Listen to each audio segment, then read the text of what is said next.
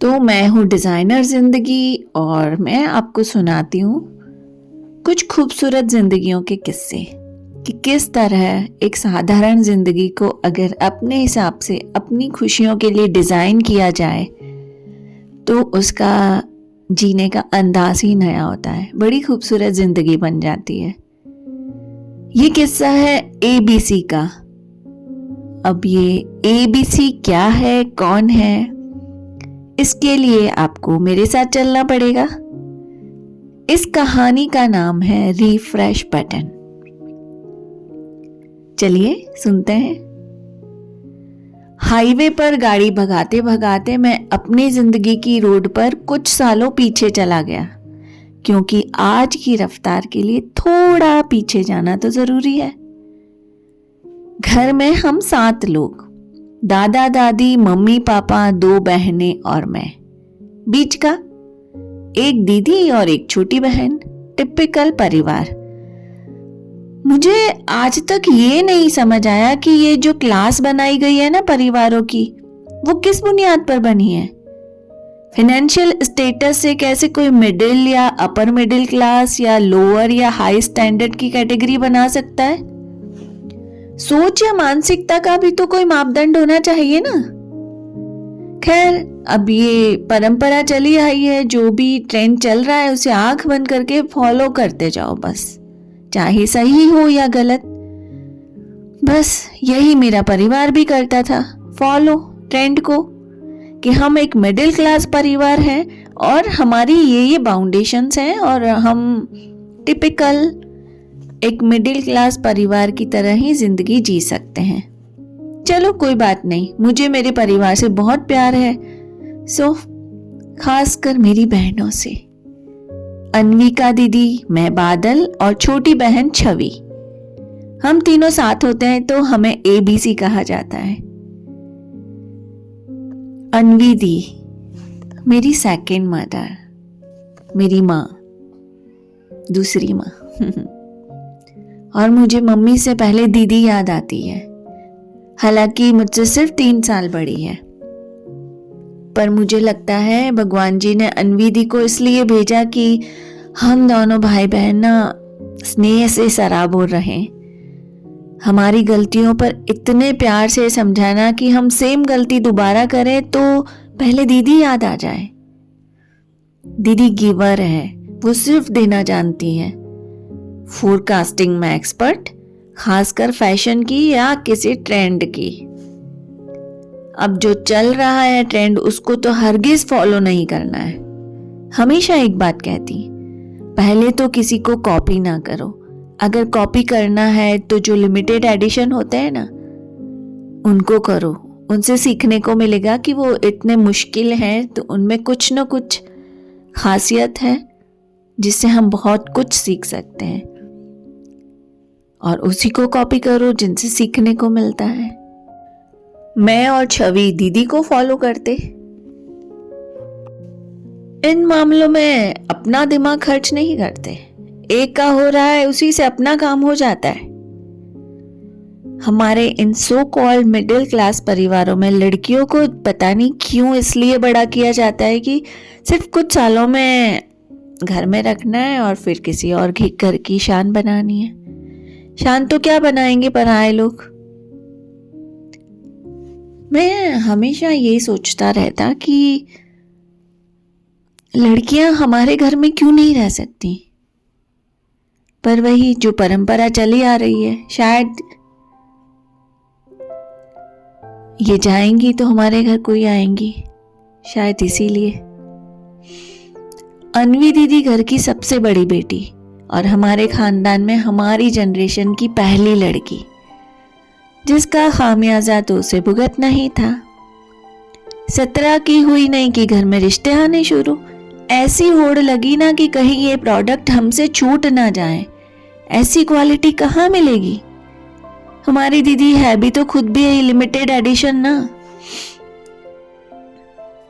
यहाँ दीदी की नहीं चलनी थी। एक अच्छे खासे रईस और संस्कारी परिवार ने मिन्नतें कर मेरी दीदी को मांगा। उसके बदले में हर शर्त मंजूर की उन्होंने दीदी की। हालांकि दीदी की 2 ही शर्त थी, एक आगे पढ़ाई की और एक अपने भाई बहन से जब भी मन करे मिलने की। 18 की होते ही शादी हो गई। दीदी शायद पैदाइशी समझदार या यूं कहे दिमाग और स्वभाव से मैच्योर थी। एक तो बड़ी होने के नाते हम दोनों की जिम्मेदारी भी थी दीदी पर। मम्मी पापा की जॉब तो दादा दादी की जिम्मेदारी भी दीदी पर।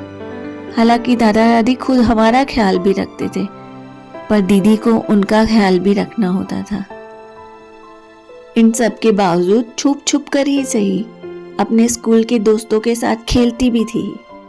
चुप कर कार्टून कॉमिक्स पढ़ना, स्टोरी बुक्स पढ़ना, ये सारे कारनामे भी करती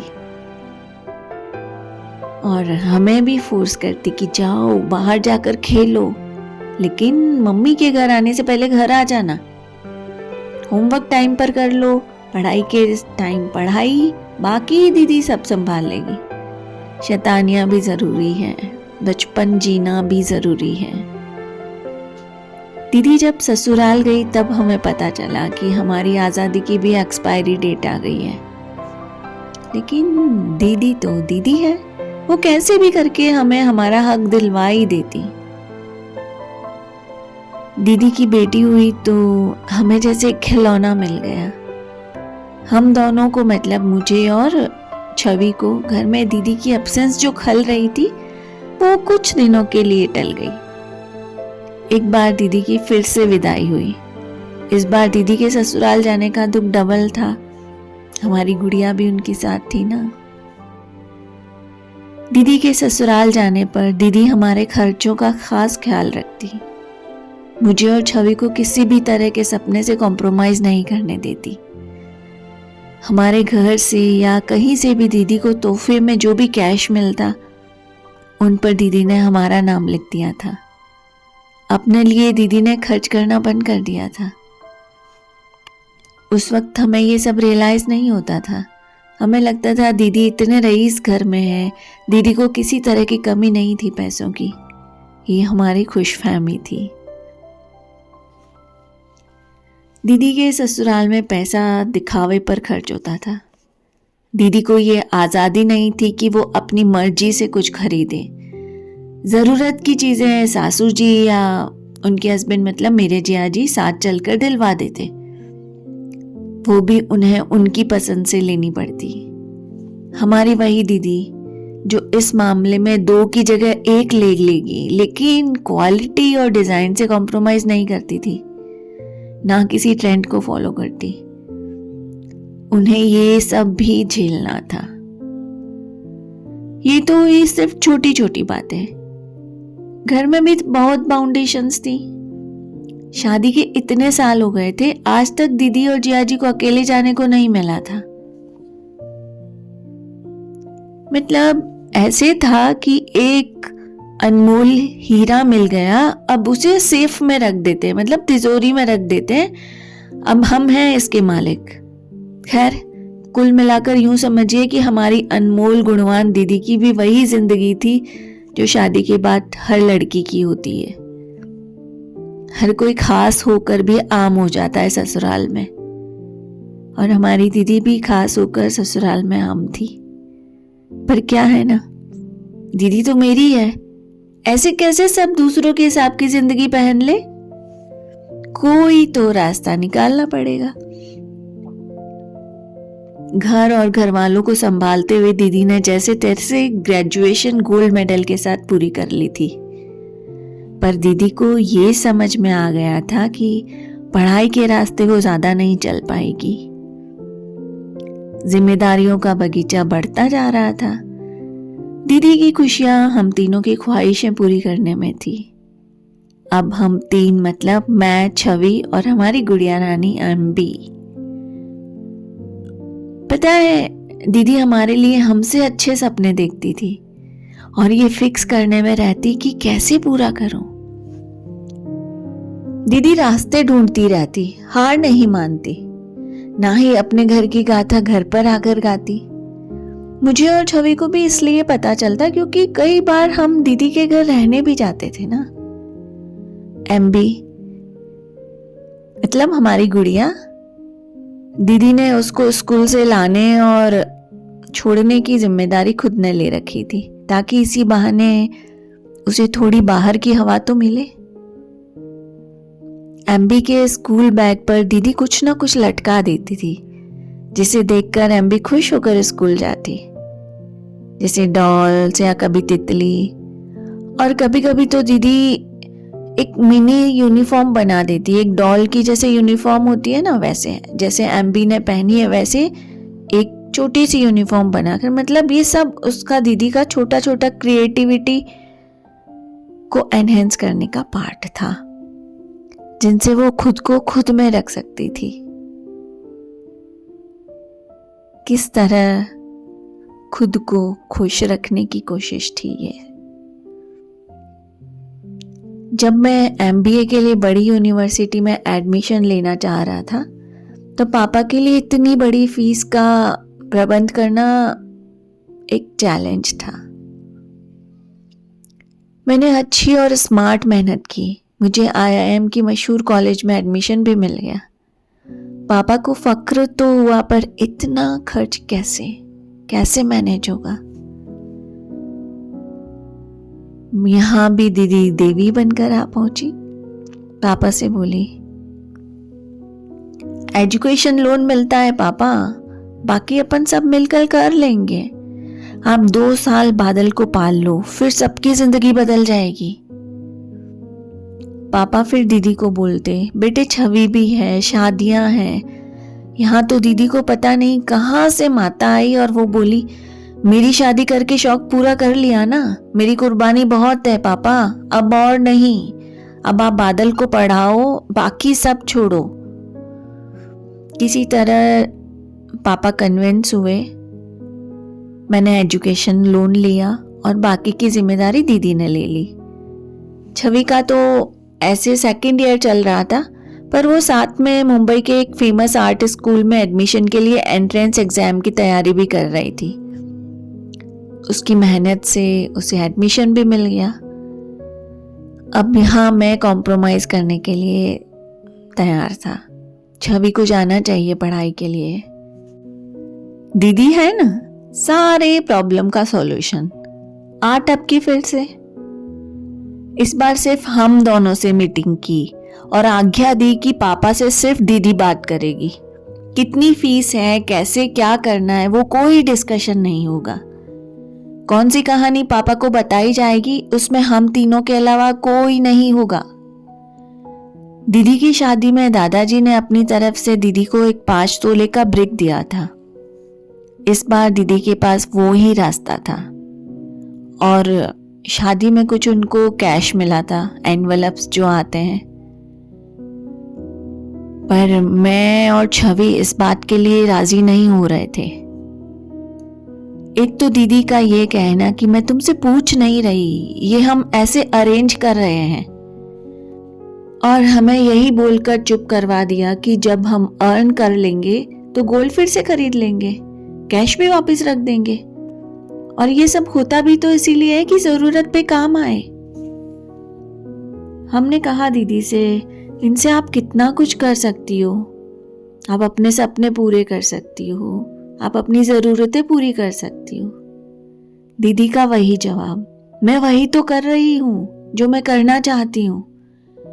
तुम दोनों का सक्सेस होना ही मेरा सपना है।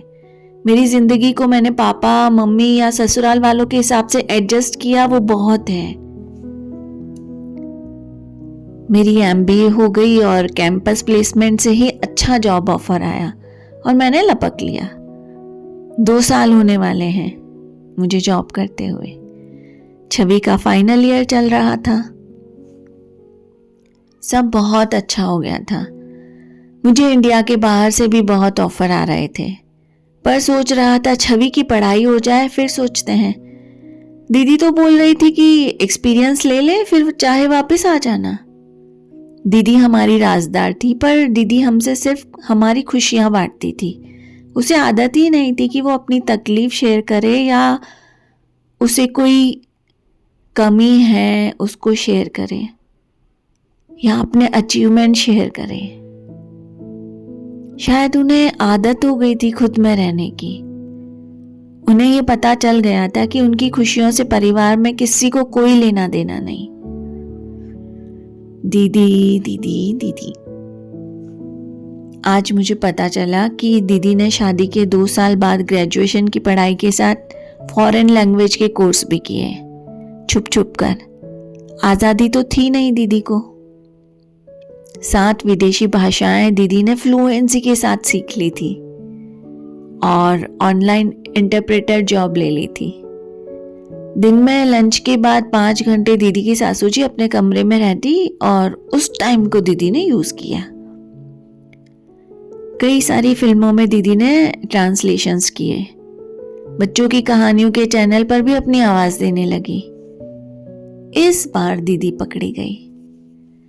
राजस्थान गवर्नमेंट का एक भव्य प्रोग्राम था। उसमें फॉरेन डेलीगेट्स के लिए एज ए इंटरप्रेटर दीदी को इनवाइट किया गया था। पहली बार दीदी ने अपना अचीवमेंट शेयर करने के लिए मुझे और छवि को कॉल किया और ये सब बताया। हम स्टन रह गए। मेरी खुशी से आंसू नहीं रुक रहे थे। छवि बोली, दीदी इसीलिए आप आराम से हमारे सारे खर्चे खुद उठा पाई। पापा को आइडिया भी नहीं है कि फीस के अलावा भी कितने खर्चे होते हैं बाहर पढ़ाई के। दीदी वाकई में आप यूनिक हैं। कौन सोच सकता है कि आपके जैसे ससुराल में आप ये सब कर पाए। दीदी बोली, अगर कुछ करना ही है तो फिर कर पाते हैं ना। हार सकती थी अगर डिटरमाइन नहीं होती तो। आत्मसम्मान का गहना पहनना था मुझे, उससे सजना था, खुद की नजर में उठना था, एक एग्जाम्पल सेट करना था कि कहते कहते दीदी रो पड़ी। मैंने दीदी को हंसाने के लिए बात को अलग दिशा दी। दीदी को कहा, दीदी ऐसा करना, इस बार अगर आप पर कोई फ्रस्ट्रेशन या ईगो की धूल झाड़े ना तो आप फ्रेंच भाषा की बारिश कर देना बस। हम तीनों खूब हंसे, खूब खुश हुए। कल रात को जिया जी का फोन आया मुझे और जयपुर बुलाया गया। कल राजस्थान सरकार का वो प्रोग्राम था जिसमें दीदी को इनवाइट किया गया था और वो कई टीवी चैनल पर लाइव आ रहा था। दीदी एज अ इंटरप्रेटर उनके साथ लाइव आ रही थी। कमाल की फ्लुएंसी, शुद्ध सुलझे हुए शब्द। दीदी बहुत खूबसूरत लग रही थी। साड़ी पहनी थी उन्होंने, भारतीय परी लग रही थी। दीदी यहाँ भी छुप कर गई थी, या यूं कहें कि झूठ बोलकर। दीदी मम्मी पापा के यहाँ जाने का कहकर आई और वो प्रोग्राम लाइव आ रहा था। दीदी को पता था लाइव टेलीकास्ट होगा, पर दिन में कौन देखेगा, और अगर किसी ने देखा भी तो इस तरह 8 सालों की वो छुपम छुपाई से फ्री हो जाएगी, देखा जाएगा जो होगा। दीदी ने सोचा कुछ गलत तो नहीं कर रही। रोक टोक इतनी ज्यादा थी कि ये रास्ता अपनाना पड़ा। इसमें मेरी क्या गलती। दीदी के ससुराल में हंगामा हो गया था। घर के लोग नाराज इसलिए थे कि झूठ बोलकर यहां गई तो और भी कहीं जाती होगी, हमें क्या पता। बस यहां दीदी का शब्द जवाब दे गया। इतने शानदार अचीवमेंट को सेलिब्रेट करना तो दूर, इल्जाम और लगा दिया। दीदी ने सिर्फ इतना सा जवाब दिया था कि अगर आप सपोर्ट करते तो झूठ क्यों बोलना पड़ता। ये जवाब दीदी के ससुराल वालों को करेले की तरह कड़वा लगा। दीदी एमबी के साथ घर आ गई थी। हम तीनों भाई बहनों को सोच सोच कर हंसी आ रही थी कि सिर्फ और सिर्फ ये वाला परिवार जिनके लिए दीदी ने अपना 99% सौंप दिया था, उसमें से सिर्फ 1% अपने लिए रखा। वो 1% भी उनको चाहिए था। ये कैसी मानसिकता है। ये तो टेकन फॉर ग्रांटेड लेते जा रहे थे, थम ही नहीं रहे थे। घर में और भी फीमेल्स हैं, पर उन पर कोई पाबंदी नहीं, क्योंकि वो अपने हक के लिए तुरंत स्टैंड ले लेती है। और तो और मेरे घर वाले मतलब मम्मी पापा दीदी को ही समझा रहे थे, बेटे ऐसा नहीं करना चाहिए था। अगर उनकी पसंद नहीं है तो उनके खिलाफ क्यों जाना है। दीदी चेहरा देखती रह गई, फिर बोली, पापा, आपको भी यही सही लगा था कि जैसे तैसे अपनी जिम्मेदारी से मुक्त हो जाओ, बाकी जो मेरी किस्मत। अरे, ऊपर वालों ने आपकी किस्मत अच्छी लिखी थी कि सारी औलादें आपकी सक्षम हैं, एक दूसरे की सपोर्टिव है। कितना जल्दी हथियार डाल देते हैं। खुद को कोई परेशानी ना हो, बस जो भी हो सहन करना है वो ये लड़कियां कर ले। मैं ना घर जाकर सबसे पहले जोर से तालियां बजाऊंगा। सच में दीदी के पास, हमारे पास बधाइयों के, अप्रिसिएशन के कॉल्स थम ही नहीं रहे थे। और ये मेरे घर वाले। मैंने दीदी को कहा, आप मेरे और छवि के आने तक चुप रहना बस। छवि पहली फ्लाइट से पहुंचती होगी और मैं भी जल्दी। गुड़गांव से जयपुर 6 घंटे का रास्ता है। मैंने छवि को एयरपोर्ट से पिक किया और हम दोनों घर पहुंचे। शाम को कोई 5-6 बज रहे होंगे। सन्नाटा ऐसे पसरा हुआ था जैसे घर पर उसका अपना राज हो। हम तो ठहरे सन्नाटे के दुश्मन। घर में घुसते ही चीर डाला, जोर से चिल्लाए, दीदी। और घर में घुसे। दीदी को हम दोनों ने इतना लाड किया ना, शब्द नहीं है उस इमोशन की बयांबाजी के। हम तीनों का हंसना, आंखों से बहता झरना, सब एक साथ। बीबी हम तीनों के बीच में घुसने की कोशिश कर रही थी। दादा दादी, मम्मी पापा अपने अपने कमरे से निकल कर आए और ये समझ नहीं पाए कि इतना जश्न भरा शोर किस लिए। दादाजी ने पूछा, क्या हुआ बादल, तुझे और प्रमोशन मिला है? तू फॉरेन जा रहा है? और तुम दोनों अचानक, छवि तू भी? ये सुनते ही मैं झूमते झूमते रुक गया, जैसे चलती गाड़ी को ब्रेक लगा हो। मैंने एक नजर चारों पर डाली। क्या जो कल हुआ वो आप लोगों के लिए कुछ नहीं था? क्या मेरा फॉरेन जाना या प्रमोशन ही जश्न का कारण होगा? आप लोगों को आइडिया ही नहीं कि दीदी ने कितना स्पेशल किया है, कितना यूनिक था सब कुछ। मैं ऑफिस में अचानक इतना फेमस हो गया, छवि कॉलेज में, लाइव नेशनल टेलीविजन पर, एक साथ सारे न्यूज़ चैनल पर आना, फ्लुएंसी के साथ, सहजता के साथ, सरलता के साथ, खूबसूरती के साथ, 2 देशों के लीडर्स को एक दूसरे की बात, उनको उसी इमोशन से ट्रांसफर करना, ये साधारण काम नहीं है। दीदी कॉफी बनाकर ला चुकी थी। उसने कहा, पहले तुम फ्रेश हो लो, फिर बैठक जमाते। ये बादल क्या कह रहा है? दादी पूछने लगी। अगर ये सब इतने मान सम्मान की बात है तो सब ऐसे नाराज क्यों हैं? मुझे भी मंदिर में सुबह खूब बधाइयां मिली कि तुम्हारी अनवी इतने सारे टीवी चैनल पर आई, वो भी 4 घंटे से ज्यादा टाइम तक। समझ नहीं आया था कि ये अच्छी बात है तो इसमें बुरा क्या हुआ है। और जो घर में नाराजगी पसरी है, मैंने कहा, दादी आप बैठे, मैं आकर समझाता हूं। कुछ देर में बैठक बैठी।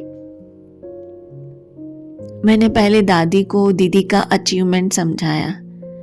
मैं समझा तो दादी को रहा था, पर ध्यान से सभी सुन रहे थे और समझ रहे थे। मम्मी बोली, अगर ये सब इतना अच्छा है तो तेरे पापा और अनवी के ससुराल वाले नाराज क्यों हैं? मैंने मम्मी से कहा, आप भी तो नाराज हुई ना, बगैर कुछ समझे, बगैर कुछ जाने। बस जो धारा बह रही है उसमें बह जाओ, उसमें अपने हाथ भी धो लो। अरे खुद का दिमाग और दिल क्यों नहीं यूज करते आप लोग? एक तो आप बड़ों का ईगो, दूसरा भाषण देना कि हमें कठिनाइयों से तुम लोगों को बड़ा किया, पढ़ाया, लायक बनाया। सभी माँ बाप करते हैं। बर्तन मांजने वाली, झाड़ू लगाने वाली बाई भी करती है, अपना बेस्ट देने की कोशिश करती है अपने बच्चों को। आपने दीदी की शादी कर दी इतनी जल्दी, एक जिम्मेदारी का बोझ हल्का हो जाए जैसे तैसे। वो कैसी है उस घर में, उसका मन खुश है या नहीं, आप लोगों को कोई मतलब नहीं। आप लोगों को तो ये कि जो है हमने अच्छा किया, बाकी उसकी किस्मत। जो दादी ने किया वो माँ को करना है, और वो इन बेटियों को भी। आप लोगों के इमोशंस कहाँ छुप गए? एक बार भी दर्द नहीं आया कि हमने जो सहा वो हमारी बेटी ना सहे? पर नहीं, आपका तो ये कि हमने जो सहा है वो बेटियों को भी पास ऑन कर दो। इस पर पापा थोड़े रूड होते हुए बोले, ऐसी क्या तकलीफ देखी तुम्हारी माँ ने? मैंने कहा, आप बताओ, ऐसी क्या खुशी देखी मम्मी ने? जॉब, घर, परिवार, समाज, बस भागती रही। और भागते भागते दिन भर काम करते करते कब सबसे दूरी बन जाती है पता ही नहीं चलता। खुद का मन भी खत्म तो बच्चे कहाँ से रहेंगे आप लोगों के दिल में? मम्मी रोते हुए बोली, मैंने क्या कमी रखी तुम लोगों को प्यार देने में? मैंने तुरंत जवाब दिया, मम्मी आप ऑफिस से आकर सीधी डांट फटकार, बैग जगह पर क्यों नहीं है, होमवर्क हुआ या नहीं, कभी ये नहीं पूछा कि आज हमारा दिन कैसे गया, हम कैसे थे आज दिन भर। दीदी से तो सॉफ्टली बात भी नहीं की आपने। शादी के बाद शायद आपने उनसे अच्छे से बात की। पापा बोले, तो तुम ऐसे ही इतने पढ़ लिए सक्सेसफुल हो गए? हमारी ये स्ट्रिक्टनेस थी इसीलिए आज तुम यहाँ पर हो, ये मत भूलो। अब मेरा सब्र का बांध टूट चुका था। आपकी ये तानाशाही तो हमें कब का रिबेल बना देती अगर दीदी हमारे साथ नहीं होती तो। दीदी ने हमें संभाला है पापा। मुझसे सिर्फ 3 साल बड़ी है, लेकिन मेरी और छवि की माँ बनी, दोस्त बनी, हमराज बनी और हमारी मेंटोर भी। हमें सही रास्ते पर रखना, जरा भी भटकने ना देना। ये दीदी का पैसा जोड़ते रहना आज का नहीं, इनके बचपन का है। बचपन तो देखा ही कहाँ दीदी ने। जब दीदी 5 साल की थी और मैं 2 साल का, मुझे बुखार आने पर अपनी छोटी सी गोद में मुझे सुलाकर मेरे माथे पर ठंडे पानी की पट्टियां करना, मुझे आग करके सुलाना, आज भी याद है मुझे सब। हम थोड़े बड़े हुए। आपने तो पैसा सिर्फ शादियां करने के लिए जोड़ा, पर दीदी ने हमारे लिए जोड़ा। हमें मन ना मारना पड़े इसके लिए 12 साल की उम्र में छवि की क्लास के बच्चों को ट्यूशन देती थी। हमारे कुछ मन के खिलौने खरीदने के लिए, हमारी छोटे छोटे जो सपने थे उनको पूरा करने के लिए।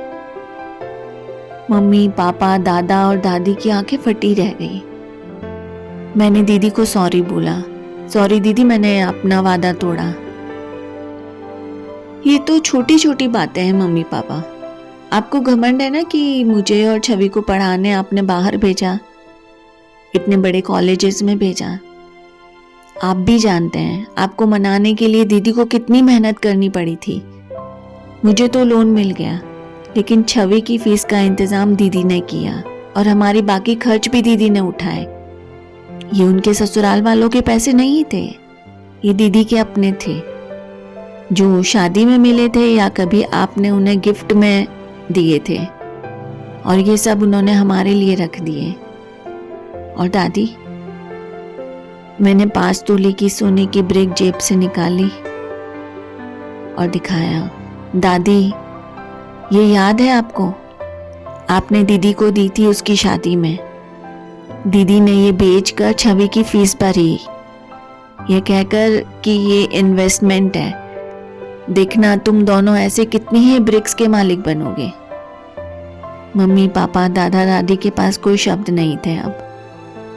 उन्हें मेरी इन बातों पर विश्वास नहीं हो रहा था। उनको लग रहा था कि मैं कोई कहानी सुना रहा हूं दीदी को बचाने के लिए,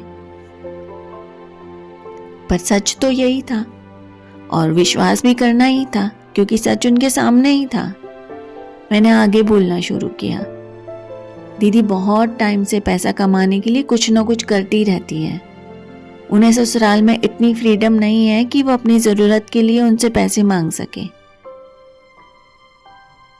अन्वी, मम्मी अचरज वाले अंदाज में बोली, इतने बड़े घर में तुम ब्याही गई हो और तुम्हें।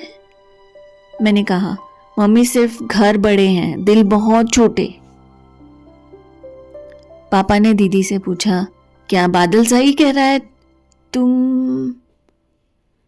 इतनी देर से चुप बैठी दीदी बोली, हाँ पापा, मैं आपकी और मम्मी की स्ट्रगल देखती थी, इसलिए मुझ में ये सब कब डेवलप हुआ मुझे पता नहीं। मम्मी, मुझे जो आपके प्यार की और पापा के दुलार की कमी लगती थी, वो मैं इन दोनों को महसूस नहीं होने देना चाहती थी। भाई बहन का रिश्ता सिर्फ शादी से पहले तक का नहीं होता है, जिंदगी भर का यही तो एक रिश्ता होता है जो खून का रिश्ता होता है। बाकी सारे रिश्ते बनाए हुए होते हैं। मुझे तो पहले पता ही नहीं था कि मम्मी पापा अपने बच्चों को ऐसा वाला प्यार भी देते हैं, उनके साथ खेलते हैं, उनको अपनी स्कूल की बातें बताते हैं। मुझे खलता था ये। मैं जब भी अपनी सहेलियों के घर जाती या कभी चाचा चाची को देखती, वो अपने बच्चों के साथ खेलते थे, घूमते थे, बात करते थे, तो लगता था ऐसे होते हैं ना मम्मी पापा। तो मेरे मम्मी पापा हमें प्यार से क्यों नहीं बात करते या हमारे साथ क्यों नहीं खेलते? पर मैं समझ जाती कि आप काम ज़्यादा करते हो, इसलिए आप दोनों स्ट्रिक्ट हो। कभी घर पर आप नहीं होते और कोई ऐसे रिश्तेदार आते जो हमें लाड करने के बहाने। बोलते बोलते दीदी की हिचकियां बंद गई थी। मैं इस डरावने एहसास से छवि को बचाए रखना चाहती थी।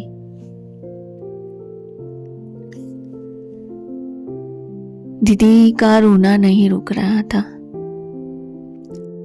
अन्वी, तूने कभी नहीं बताया? मम्मी ने पूछा। मम्मी कोशिश की थी, दीदी बोली। कहा था कि ये भैया अच्छे नहीं हैं, पर आपने कभी नहीं समझा, कभी इतना स्पेस नहीं दिया कि मैं अपना डर बता सकूं। दादी का कंसर्न तो ये था कि मैं बाहर किन्हीं लड़कों के साथ ना दोस्ती करूं, ना उनके साथ खेलूं, ना बाहर जाऊं, पर ऐसे रिश्तेदारों से निभाते रहने की सीख देती रही। आपको पता था मैं पढ़ाई में इतनी अच्छी थी, पर आपको तो मेरी शादी का शौक था। आपने सिर्फ पैसा देखा, बाकी मेरी किस्मत पर छोड़ दिया। मैंने सोच लिया था मेरी इन भाई बहन को इतना सक्षम बनना है कि इनकी जिंदगी इनकी मनचाही खुशियों की अमीर हो। आप लोगों के अपने ईगोज होते हैं। आप लोगों को ये लगता है कि आपका जो डिसीजन है वो सही है। हम ये नहीं कहते कि हम हर बार सही होते हैं और आप हर बार गलत, पर आप लोग खुद को अपडेट नहीं करते।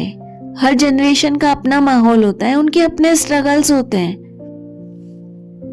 आप यहाँ लोकल कॉलेज गए हो, आपको बादल या छवि के कॉलेज का अनुभव नहीं है, लेकिन आप अपने विचार उन पर थोपते हो। उतना सही है कि ये लोग किसी गलत संगत में ना पड़े, इसलिए उन्हें कंट्रोल करना या उन्हें सही डायरेक्शन दिखाना, पर ये सब एक दोस्त बनकर ज्यादा अच्छे से होता है, बजाय डांट डपट कर रखने से।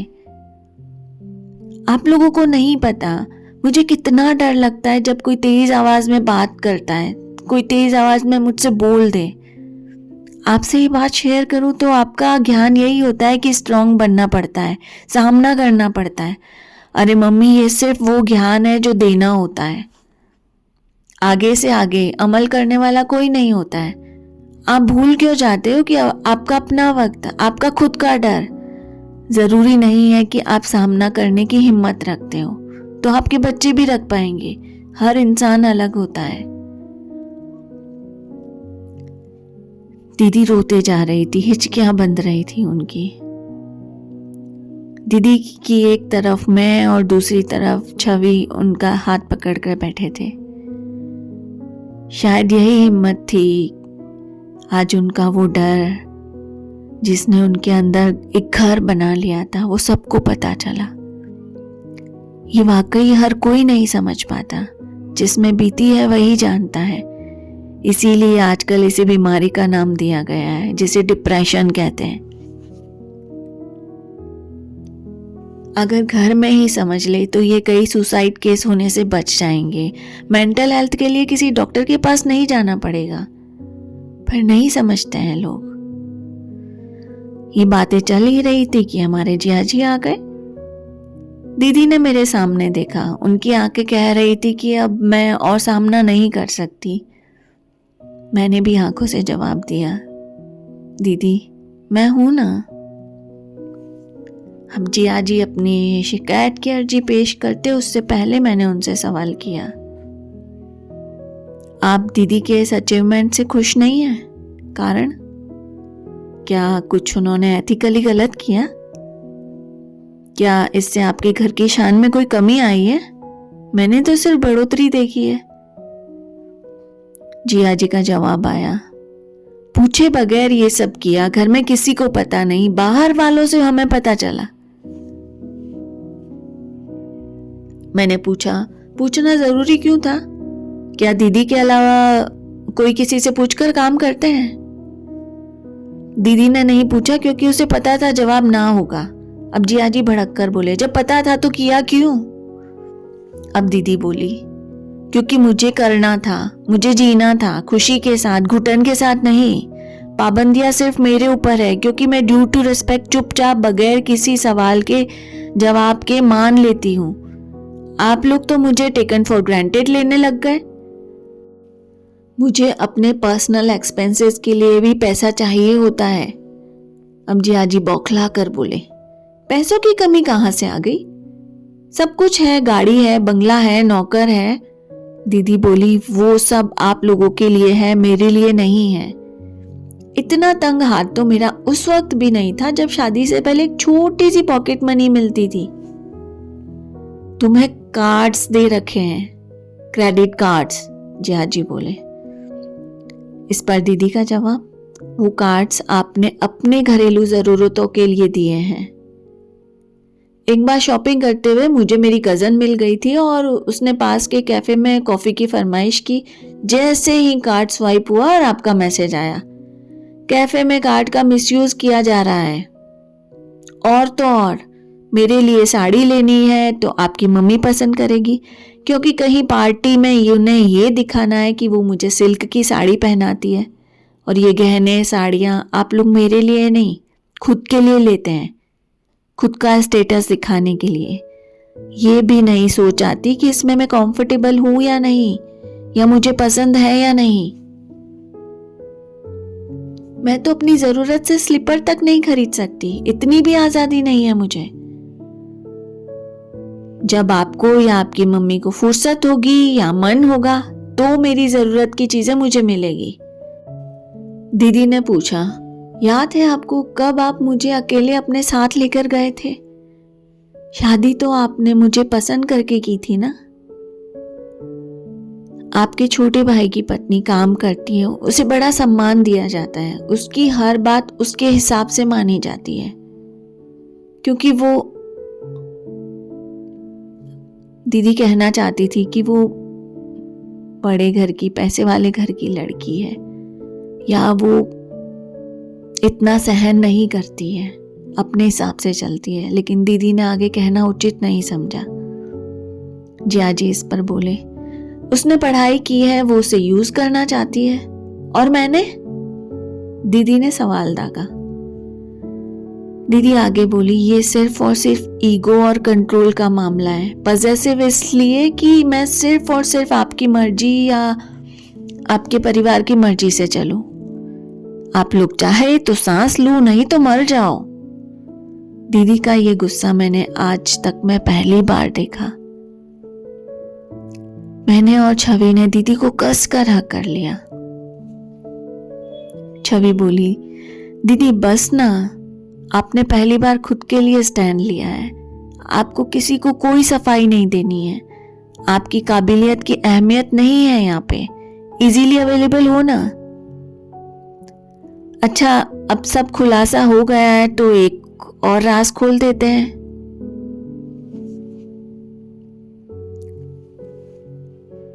दीदी का एक लैंग्वेज ट्यूटोरियल चैनल भी है यूट्यूब पर, और अच्छी खासी इनकम भी है। मैंने थोड़ा संभलते हुए बोला, बस यहाँ सब डिस्कशन खत्म हुआ और जिया जी ये कहते हुए उठे कि मैं जिनके लिए रात और दिन मेहनत करता हूँ, कमाता हूँ, उनको आज बाहर जाकर खुद कमाने की नौबत क्यों आ गई। दीदी बोली, आपके स्टेटमेंट में एक करेक्शन कीजिए। आपकी मेहनत, आपकी कमाई, आपका प्यार, आदर, सम्मान और आपका वक्त, सब आपका, आपकी पत्नी के अलावा सभी के लिए है। सोच कर मनन करके देखिएगा ये सिर्फ एक बार। जब आप आते हैं घर, कुछ काम का नशा, कुछ शराब का नशा, कुछ दोस्तों का नशा, बस उसमें हम कहीं नहीं है जनाब। दीदी अपने कमरे में जाने लगी तो मैंने कहा, दीदी आप अपनी और एमबी की पैकिंग भी कर लेना, कल आप मेरे साथ चल रही हैं, फिलहाल 1 महीने के लिए, आगे देखते हैं। जियाजी मुझे देखते रह गए। मैंने मन भाप लिया उनका। मैंने कहा, रिलैक्स, आप एक जिम्मेदारी से आज़ाद हैं कुछ दिनों के लिए। कुछ वक्त इन लोगों के बगैर निकालें, बहुत ज़रूरी है ये। रिश्तों को धूप लगानी बहुत ज़रूरी है, नहीं तो सड़ने लगते हैं। जियाजी, जैसे जैसे मैं बड़ा हो रहा था ना, मैंने भी सोचा था कि जब मैं कुछ बन जाऊंगा, अच्छा कमाना शुरू कर दूंगा, तब दीदी को कुछ नहीं करना पड़ेगा, उनको सारी खुशियां दूंगा। मैंने सोचा मैं कुछ बन जाऊंगा तब। दीदी तो ये बगैर सोचे सबको खुशियां देती रही। बदले में वो जरी की महंगी साड़ी का क्या करे जो उसे चुभन देती हो। मैंने समझ लिया, जो गिवर होते हैं ना, उनके सिर्फ देने में खुशी होती है। ना उन्हें अपने काम की तारीफ चाहिए, ना ही उन्हें आपके रोज के तोहफे चाहिए। उन्हें सिर्फ और सिर्फ अपना एक स्थान चाहिए, उसमें थोड़ा प्यार, सम्मान चाहिए। अपने पंखों की कतरन नहीं, उनके फैलने भर की जगह चाहिए। आसमान उनका अपना है, हम कौन होते हैं इन्हें देने वाले। उल्टा ये तो हमारे पंखों को हवा देते हैं, हमारी उड़ान को ऊंचाई देने के लिए। मैंने अपना ट्रांसफर मुंबई करवा लिया था, कंपनी का फ्लैट मिल गया था। मैं, दीदी, एमबी और छवि के साथ मुंबई के लिए सुबह ही रवाना हो रहा था। पापा मेरे पास आए और बोले, कुछ दिन रुक जाओ ना। मैंने कहा, पापा हम सभी को एक दूसरे से थोड़ा ब्रेक चाहिए, सोचने के लिए। सोच का भी एक प्रोसेस होता है। पहले गुस्सा और ईगो की लेयर भी होती है। जब वो लेयर मेल्ट होने लगती है तब प्यार और अपनेपन का आईना सामने आता है। फिर हमारी अपनी गलतियां नजर आने लगती है और फिर सॉल्यूशन मिलता है। दीदी पिछला सारा गार्बेज इसी शहर में जलाकर साथ चली थी। उनके चेहरे पर कोई तरह की शिकायत नहीं थी। हालांकि कभी नहीं रहती थी ये शिकायत वाली लेयर, पर इस बार कुछ ज्यादा था। बट वो भी सब कुछ पीछे जला कर आई थी, और जो कुछ थी वो कल बह गई आंसुओं में। मैंने भी सोचा मैं भी ये क्वालिटी अपने काम में, अपने डे टू डे जिंदगी में ऐड कर लेता हूँ। कम से कम खुद को परेशान तो नहीं करेंगे। हम तीनों भाई बहन बहुत टाइम बाद ऐसे खुला वाला टाइम स्पेंड कर रहे थे। किसी को कोई ज्ञान नहीं दे रहा था, ना कोई बंदिश। जहां तक मैं जानता हूँ दीदी अपनी अब तक की जिंदगी में पहली बार इस तरह जी रही थी, घर से बाहर, घर में। शादी के बाद पहली बार फिर से जीन्स पहनी। चेहरे का ग्लो दीदी की खूबसूरती को उनके स्वभाव का आईना दिखा रहा था। 15 दिन हो गए थे आज हमें यहाँ आए। छवि भी पीजी से घर आ गई थी। इसी बीच एक बार दीदी के ससुराल से फोन आया था। दीदी ने नम्रता और शालीनता के साथ सहजता से बात की और बगैर किसी शिकायत के मेरे साथ रहने की इच्छा बता दी। इस बार दीदी ने परमिशन नहीं मांगी, क्योंकि पता था किसी से कुछ मांगो तो सामने वाले उसे अपना अधिकार समझकर अपनी मर्जी से देने का हक समझने लगते हैं। दीदी यहाँ जीने लगी थी। एमबी की स्कूल में बात करके कुछ टाइम के लिए टीचर से ऑनलाइन स्टडी का इंतजाम करवा लिया था। वक्त की सड़क सिर्फ आगे जाती है। जैसे जैसे वक्त आगे बढ़ता है पीछे की सड़क वैनिश होने लगती है। हम भी पीछे वाली सड़क को वैनिश मोड पर डालने की कोशिश करते हुए आगे बढ़ रहे थे। आज करीब 35 दिन हो गए थे हमें मुंबई आए। मैं और छवि घर आते तो हमें गर्मा गर्म खाने के साथ एक स्नेह दिल और भी मिलता। दीदी जो कर रही थी उसी को कंटिन्यू किया, अब बगैर किसी डर के, बगैर किसी टाइम बाउंडेशन के। काम और भी ज्यादा फिनिशिंग के साथ शाइन करने लगा था। आज संडे था, सब रिलैक्स मूड में थे। हम चारों सोच रखा था आज कुछ काम नहीं करेंगे, खाना भी बाहर से ऑर्डर करेंगे। सुबह के करीब 11 बजे होंगे। मेरी, छवि की और एमबी की पिलो फाइट चल रही थी। दीदी कॉफी का कप लिए हम तीनों के वीडियोस बनाती। खूब खुल के हंस रही थी दीदी। बहुत अच्छा लगता है मेरी बहनों को खुश देखकर। कितनी प्यारी है, कितनी खूबसूरत है। सुबह में भी घर के टी शर्ट और लोअर में कितनी सुंदर लग रही है। कोई कैसे इन्हें नहीं, अब बस सिर्फ पॉजिटिव सोच रखनी है। अचानक बेल बजी। हमने एक दूसरे की तरफ देखा। कोई आने वाला तो नहीं था आज। हाउस हेल्पर भी काम करके जा चुकी थी। दीदी दरवाजा खोलने गई। मैंने देखा दरवाजे पर दीदी के सास ससुर और जिया जी थे। दीदी जैसे वहीं जम गई,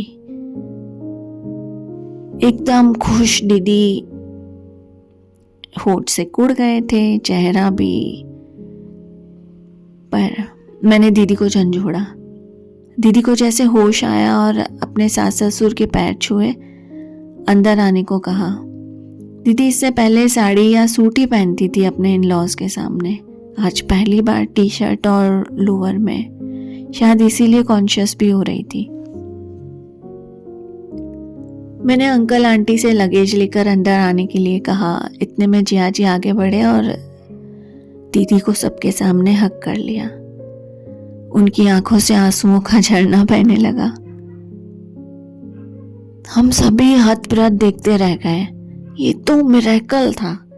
जो इंसान अपने पेरेंट्स के सामने दीदी से ज्यादा बात तक नहीं करता था, उसने सीधा हक कर लिया। ये तो कमाल हो गया था, लेकिन बहुत अच्छा वाला। और सबसे खूबसूरत बात यह कि इस मंजर से अंकल आंटी की आंखें भी भीग गई थी। लंच के बाद दीदी ने अपने इन लॉज को रेस्ट करने के लिए बोला तो वो बोले, बेटी बात करनी है तुमसे। दीदी बोली, मम्मी कुछ देर आराम कर लें फिर। इस पर आंटी बोली, नहीं बेटे, पहले बात करते हैं, उसके बाद ही आराम कर पाएंगे। हम सभी एक साथ बैठे। कुछ देर की खामोशी के बाद अंकल बोले, बेटे हमने आत्ममंथन किया, जैसे तुमने कहा, अपना ईगो बाहर रखकर फिर सोचने के लिए। बहुत मुश्किल आई इस ईगो और बेवजह के गुस्से को बाहर फेंकने में। जाता ही नहीं था, जकड़ लिया था हमें। पर हमारा फेंकने का मन था, सो फेंक दिया। फिर वही सब कुछ साफ नजर आया।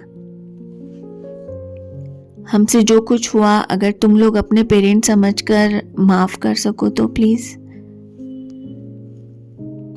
दीदी उनके पैरों में बैठ गई और बोली, प्लीज पापा, ये भार नहीं डाले ना।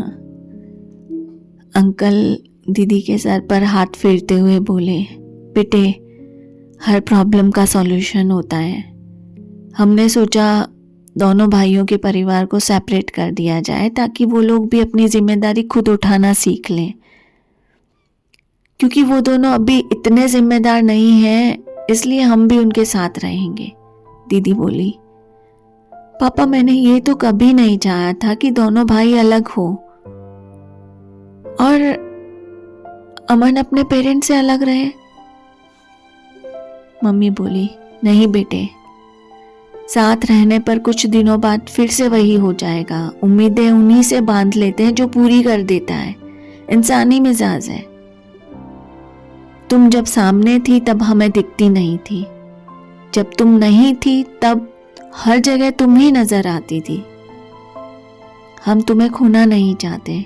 हम भी गर्व से कहना चाहते हैं कि ये जो नेशनल टेलीविजन पर है वो हमारी अन्वी है, हमारी अन्वी है। मम्मी, हम घर अलग नहीं करेंगे प्लीज, दीदी रुआंसी होकर बोली। मैं कभी माँ बेटे की या पापा बेटे को अलग नहीं करना चाहूंगी। अंकल बोले, अमन, मैं एक बार फिर तुम्हें ऑफर देता हूँ मुंबई ब्रांच संभालने के लिए, तुम्हारी कंडीशन के साथ। मैंने अंकल के सामने देखा, एक सवाल आंखों में लिए। अंकल बोले, मैं अक्सर अमन को हमारी कंपनी की मुंबई ब्रांच संभालने को कहता हूँ, पर इसकी कंडीशन ये थी कि वो अन्वी और एमबी को साथ लाएगा मुंबई। और पता नहीं अमन की माँ ने परमिशन नहीं दी और मैंने भी सपोर्ट नहीं किया। शायद डरते थे कि हमारे हाथ से तुम लोगों का कंट्रोल छूट जाएगा। देखो बच्चों, जो हुआ उसका रिजल्ट अच्छा नहीं था। जैसे बादल ने कहा, आगे चलते हैं, पीछे गई सड़क वो तो वैसे भी ढह चुकी है, नया शुरू करते हैं। इतना तो तय है कि तुम बच्चों के संस्कार ऐसे हैं कि हम और हमारा बंधन सिक्योर्ड है, मजबूत है, सिर्फ कसाव दर्द दे गया। ये बीच का रास्ता निकला, न घर के बंटवारे हुए न ही दिलों के। अमन ने एक गिफ्ट रैप किया हुआ एक एनवेलप दीदी को दिया और सबके सामने वो ओपन करने को कहा। उसमें 2 टिकट्स थे फ्रांस के।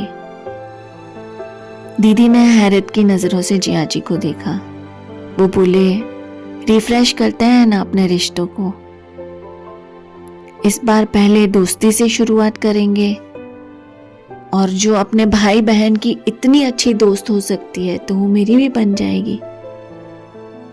दीदी ने एमबी की तरफ देखा। जिया जी बोले, मुझे ये मौका दे दो अन्वी। एमबी के सामने उसके वो मम्मी पापा लाना चाहता हूँ जैसा वो अपनी कहानियों में बोलती है, उससे बहुत प्यार करने वाले। मैंने माहौल को हल्का करने के लिए एमबी को हाई फाई किया और बोला, अब हम तीनों नाना नानी के पास जाएंगे, एमबी के फ्रेंड्स के पास भी। एमबी भी एक्साइटेड होकर बोली, मामा मैं स्कूल भी जाऊंगी ना, मेरे एग्जाम्स हैं। जिया जी बोले, हाँ बिल्कुल। अच्छा बताओ, कहाँ रहना पसंद है तुम्हें, मुंबई या जयपुर? एमबी बोली, जहाँ मेरी फैमिली वहाँ मैं। पापा आप फ्रांस घूम के आओ और मैं जयपुर। हाय, कितनी समझदार है मेरी बच्ची, मामा पर गई है। मैंने मस्ती शुरू की। अब हम अपने असली रूप में आ गए।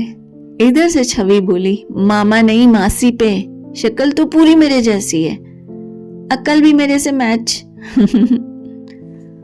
2 दिन अंकल आंटी रहे, बहुत खुलकर जिए। मुझे लग रहा था इन्हें भी एक छुट्टी चाहिए थी खुद को रिफ्रेश करने के लिए। आज दीदी को फ्रांस गए 5 दिन हो गए थे और वहाँ वो इतनी फर्राटेदार फ्रेंच बोलते हुए अपने वीडियोस बना रही थी। सच में ऐसे ही रह लेते हैं ना हम सभी, एक दूसरे का ख्याल करके। एक बात तो है, हमें चाहना पड़ेगा जिंदगी से जिंदगी को सुंदर बनाने के लिए खुद का मन भी खूबसूरत बनाना पड़ेगा, है ना।